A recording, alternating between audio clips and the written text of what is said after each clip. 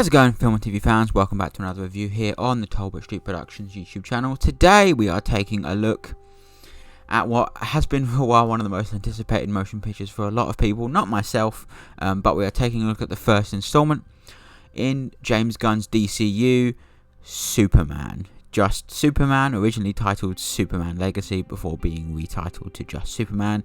The same thing happened with the Supergirl movie that's coming out next year, which was originally called Supergirl Girl for Tomorrow or something like that, and now it's just called Supergirl.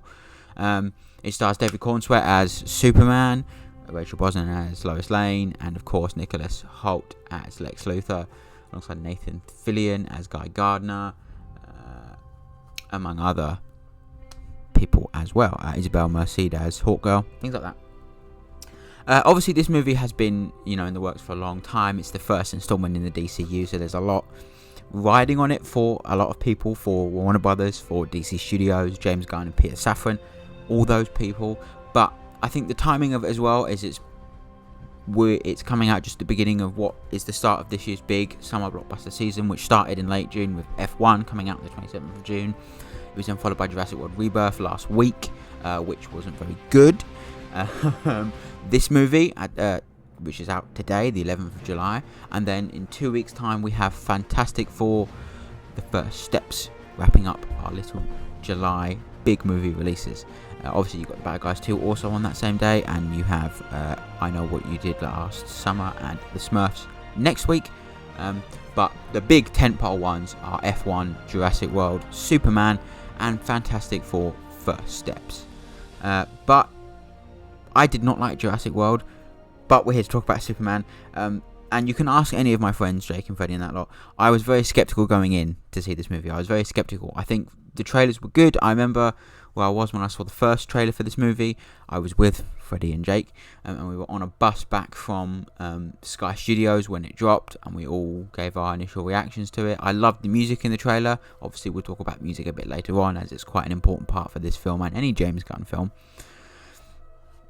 But I do think that first trailer set a really great first impression, and I think as the months and weeks went on between then and now, a lot of stuff had come out, a lot of information James Gunn had said, the actors had said, TV spots, trailers, and things like where James Gunn made it very clear that this movie wasn't going to be an origin story. It wasn't going to start with, like Man of Steel did, with Clark coming to Earth as a child and you see him growing up, like Man of Steel did. And a lot of people see that as a positive. I see that as a positive. It's just when you look at the flip side of things, the movie starts quite aggressively. It just throws you literally straight in there. It gives you text at the beginning to tell you what happened over the last three, I think it starts with millennium, then decades, then months, then weeks, then days, all this stuff, right? Years, things like that. And it gives you that text call to sort of explain to you what has already happened, and then you are literally thrown straight into the middle of the action with Superman, and it starts off with the sequence where he lands at the Fortress of Solitude injured, and Krypto saves him, which is seen in the trailers multiple times. And again, the action sequences are actually really well done. I think a lot of the sequences where he's fighting random big creatures that Lex has created, whether it be the metal suit thing from the beginning, or the big fucking dinosaur by the end, anything like that, or when he's saving the city and things like that, those action sequences are very well done. I think I think as a film it's quite well shot, but it still has this, I can't quite put my finger on it, but it still has this quite commercial look to it. I don't mean as in like TV commercial, I mean like in terms of a visual style of it's trying to be quite, I get that's the aesthetic they're going for because it's meant to look like a comic book. I'm not saying that the vibrancy of it is a bad thing, because it's a very vibrant and bright movie, but that's a deliberate thing. I just think the visual style, whether it be some of the lens choices, some of the shot types, are just not they're not terrible, don't get me wrong, they're really, really not terrible. They feel slightly off in some circumstances, in some regards, and I don't know why. There's also a few editing quirks, I think, in places as well, but there are some great transitions. I will say I'm a huge fan of, there's a shot at the beginning, you see it in the trailer as well, it literally looks like it's straight out of a comic book, of like the ice on the floor. It's a beautiful fucking shot, and I do love that stuff. and I'm a huge fan of that. And there are some really good looking shots in it, but I do think some of the CGI is not great either. But that's something you expect these days, so I'm not going to really knock it down too much because it's kind of expected these days. I do think the CGI on David Cornsweet when it's zoomed in on his face when he's flying looks a little bit rough. It does not look horrendously bad, but it looks a little bit rough. It looks like it needs a little bit more time in the oven, and I think that can be said for some of the other CGI in the film. Again, granted, there are superhero movies that have had worse CGI recently. Trust me, I know, because I've seen them, unfortunately. So again, I want to reiterate, I do not think the CGI is horrendously bad or terrible in this film. I just think there's some kind of uncanniness to it, which I do believe is deliberate, given that this is a comic book movie that's meant to stray very closely to the comic books. So I do think it's a deliberate thing, but as a student of film, as a fan of film, I think for someone like myself, it does take a little bit away from the film, but it shouldn't take anything away from anyone else or their enjoyment of the film. I will have to say again, performances wise and acting wise and actors, I do think David Cornsweet does a fantastic job as Superman and as Clark Kent. I think he really has a solid performance. I think when I first came out in the movie, I was a little bit, maybe I don't think he's the shining star of the film, and I still don't think he is, but I think his performance mellowed on me after I watched it, and I do think as a portrayal, as a performance, it's a really solid one. He really does bring the emotion to it, and not in a soppy, cryy way like Shooter Gatwa's Doctor does. Not that that's bad, but like he brings the emotion in a way where he's very vulnerable. He while the public see him as a superhero, he's still a very vulnerable person who can still have emotions, who can still feel things, who can still get upset, who can still, lose his cool when, say, Lex Luthor steals his dog, things like that. He shows the full side of the character. He shows he embodies the hope and the joy of the character, but he can also, have issues, and I think that's an important part to have, is that he's not 100% this immortal, even though he is, he's still not deep down this 100% immortal god who's just perfect at everything, and I love that. Lois Lane in this movie, played by Rachel Brosnahan, is also another fantastic character. I think she's really well built up as a character, but I think sometimes she's just popped in at random. I mean, like the time when she just goes and visits the Justice Gang, like it's never really stated how she knew how to contact them particularly. Obviously, that's a really kind of nitpicky thing, and it's not something I'm entirely like, the movie's bad because she doesn't know. It's just something that came up in my mind, I suppose. And I think it's things like that where one of my big concerns with the film before going into it is that, having seen the cast, read the information about it, that there would be too many characters, because you've got Superman and you've got Lex Luthor, but you've also got his two baddie henchmen, Ultraman, and I can't remember the other one's name, but it's like the woman that can make anything. And then you also have the Justice Gang. You have Green Lantern, Hawkgirl, and I can't remember his name either, but there's basically the tech guy. And then on top of that, you have Jimmy Olsen, Lois Lane. I think there's another character. You have the guy who creates the kryptonite. You have the head of the Daily Planet. Like, you have a lot of characters going in. And what I will say is that I think the movie managed to juggle them quite well. There are only a few times where maybe there is a big sequence, right, in the middle of the film where Superman is breaking out from a prison, right? And in my mind, the whole sequence is, this is taking a long time. Where is Lex Luthor, and why hasn't he been made aware of yet? Because surely it's one of those things where as soon as he finds out something's been tripped or something's gone wrong there, he'd be straight there.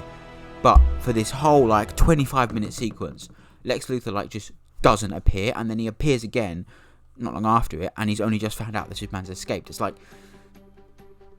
that is for me a weak point of the film, because again, these are very small, stupid, nitpicky things. It's not really big stuff where there's huge issues that films before, and I'll get to what I think might be the film's biggest issue in just a second.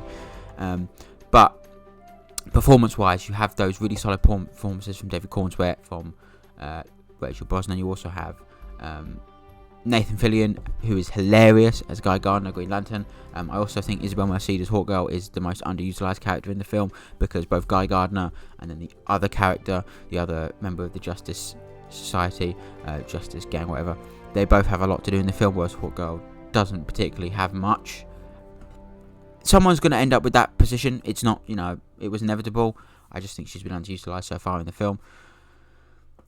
But my favourite performance in the film, actually, I think is the standout performance, is actually Nicholas Hoult as Lex Luthor. As much as, again, he does disappear halfway through the film, well, not halfway through, but for that sequence, I do think he is my favourite performance in the film, and I think he's fantastic as Lex Luthor. A really great choice. I do know the story of which he actually auditioned for the character of Superman in the same session as David Cornsweet. So that's an interesting thing to think about. But I do think he is a fantastic Lex Luthor. It's a really great portrayal of the character. He's evil, he's menacing. I know one of my friends mentioned that he starts off like super evil straight away, and I think, again, that's one of those things where it's just like, if you are going to jump straight into it, you have to understand that Lex has been evil for a while, I guess. Yeah. There's, again, I think now it's time to talk about what I think is the film's weakest part, and that is, unfortunately, the script. I don't think it's really that great. The only sequence in the film that I think is a really strong sequence with really strong dialogue is the sequence in Lois Lane's apartment where she is interviewing Superman, and it's literally just the two of them, and they go back and forth, and that is the strongest sequence in the film, if you ask me. Out of any of the whole film, that for me was my favourite scene. It's the strongest sequence, it's the best written sequence. The dialogue, the performances, the chemistry between the two actors as well, that is my favourite sequence of this film. It's one of the best sequences in any superhero movie, I think, and that's personally for me, because it just really is that Superman is, he is fighting for what he believes is the good side, but then Lois Lane is giving seriously valid points as to why maybe in the current political climate what he did is not exactly helpful per se. So I think that, again, that's my favourite sequence in the film. But the rest of the script is really up and down in places, and I think the actors do a really great job with it, I think, because, again, some of the dialogue is solid, some of it is really great, and again, the actors really make it as good as it can be. And I think there's some real funny moments in there, as well as some serious moments, and it's not just light-hearted, it's also quite dark in places as well. And the actors, like I said, the actors really do bring the script to life as much as possible, and I think it too, like most of the film, needed just a little bit, not too much, just a tiny bit more time in the oven, which is saying something because he wrote it over like 3 fucking years ago. So yeah, I do think it's a really great film that I did enjoy massively. I just think there's a few issues that I'm gonna sit back and say means the movie's terrible, because it's not. I really enjoyed it. I think it's a really fresh and fun take. It's a really bright and hopeful movie in a time where things are looking quite dark at the moment. I would recommend you go see it all on the biggest screen possible, because it is a really fun and enjoyable movie for the whole family. It's great. I'm not going to sit and tell you I didn't enjoy it, because I did. Again, it's just, for me, there's those few little very almost technical kind of film student-esque issues, and I know a lot of people who have those issues will then start saying the movie's bad and whinge about it and be, this is bad because this is not. That's not me.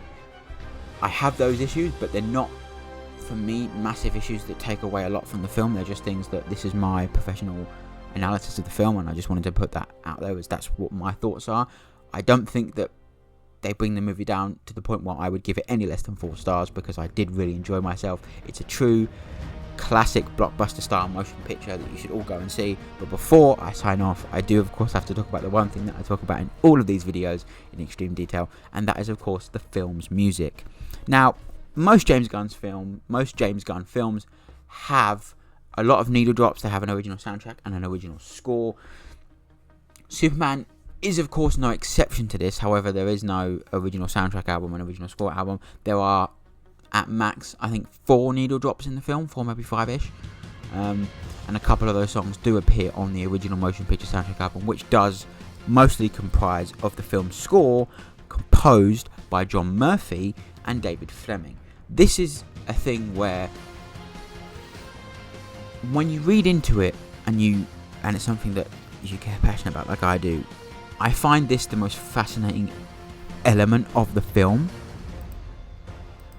because It was announced years ago that John Murphy was going to compose the score and that he'd written all the film's themes before the production even had actually started, right? And then it was announced literally 4 or 5 months ago, like when the second trailer came out, that David Fleming would be coming in to contribute music to the film. We didn't know what capacity that was for. I think the original report said he was just going to compose additional music and would get a co-composer credit with John Murphy, which he does get in the film and on the soundtrack album's cover. However, on the album, I don't know how it works and I don't know how true it is, but on the original soundtrack album, almost half of the tracks on the album are solely attributed to David Fleming, with only 6 in total individually attributed to John Murphy, and an additional 7 attributed to the two of them together. So something tells me, this is just pure speculation now, but something tells me Murphy wrote a full score. Gunn was not exactly happy with it, because in my personal opinion, I don't think Murphy was the best choice to score a movie like this. Don't get me wrong, John Murphy is a fantastic composer. His theme for 28 Days Later, incredible. That score, amazing. But when you look at someone like Superman, I don't think he was the right choice. Do I think the score that he did do, the music that the tracks he did do are good? Yes, they're great.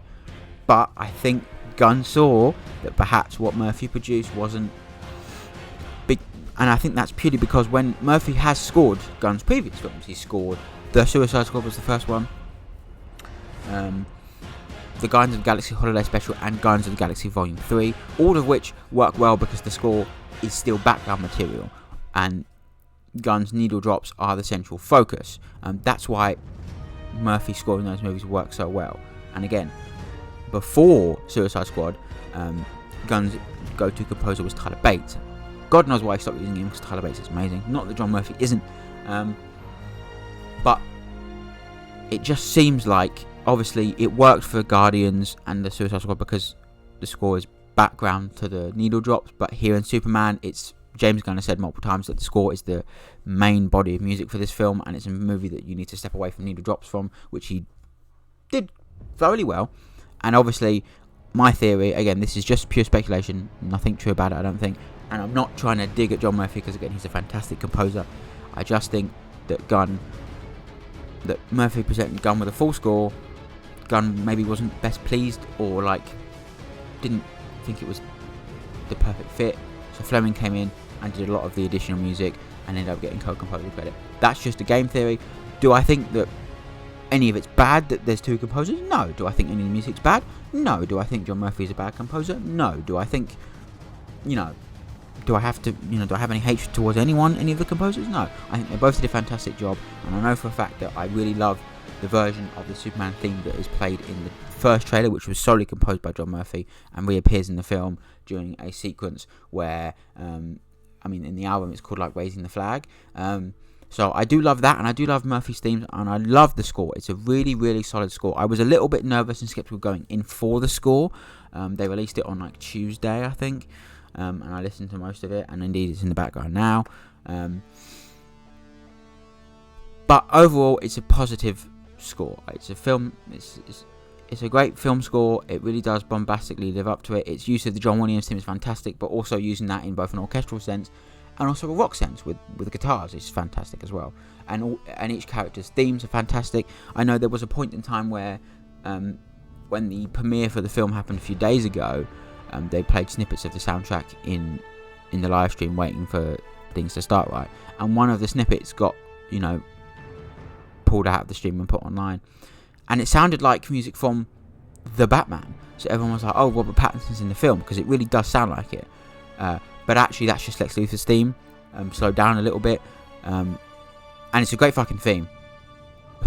I can't believe it. Even I fell for it. I thought that actually does sound like it's from The Batman. It sounds like Giacchino's Batman score is Robert Pattinson in the film. He's not. I'm not going to spoil anything else, but Batman's not in the film. Superman's in the film. I know that's a big spoiler, but Batman's not in the film. So that's everything I have to say on Superman. I hope you enjoyed this review. I do hope you go out and check the movie because it's fantastic. Please do click like, click subscribe, all that lovely stuff. And I will see you guys in the next one. Bye-bye for now.